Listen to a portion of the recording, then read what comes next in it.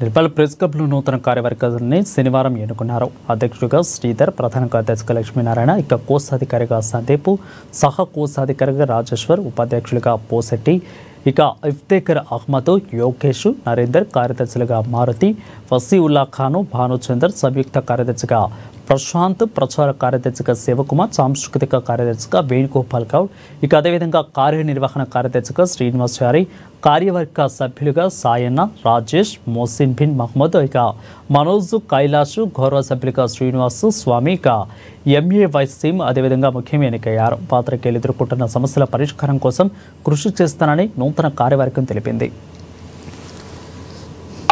2025-27 సంవత్సరానికి ఎన్నుకున్న కమిటీ అధ్యక్షుడిగా రాసం శ్రీధర్, ప్రధాన కార్యదర్శిగా బాస లక్ష్మీనారాయణ, కోశాధికారిగా కోడూరు సందీప్, ఉపాధ్యక్షులుగా యోగేష్ ఇంగ్లీష్ మీడియా నుంచి, నరేందర్ తెలుగు మీడియా నుంచి, పూసాల పూసెట్టి ఎలక్ట్రానిక్ మీడియా నుంచి, ఇఫ్తేఖర్ అహ్మద్ ఉర్దూ మీడియా నుంచి, సహ కోశాధికారి రాజేశ్వర్, కార్యదర్శులు మండాది మారుతి, భానుచందర్, వసీవుల్లా ఖాన్.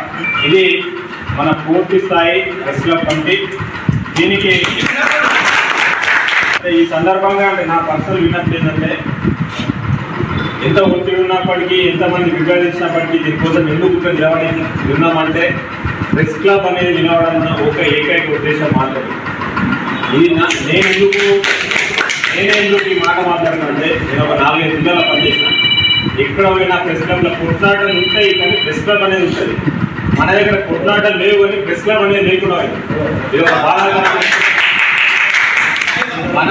మన లోపల మనం యూనియన్లు ఉంటామా, కొట్లాడుకుంటామా, వేరే ఉంటాం.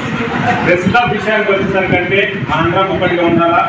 ఎవరికి ఏ కష్టం వచ్చినా, అంటే పర్సనల్ కష్టాలు వస్తే మాత్రం దీనికి ప్రెస్ క్లబ్ బాధించదు. వృత్తిపరమైనటువంటి ఏ ఇబ్బంది వచ్చినా కూడా దానికి ప్రెస్ క్లబ్ ఉండాలి.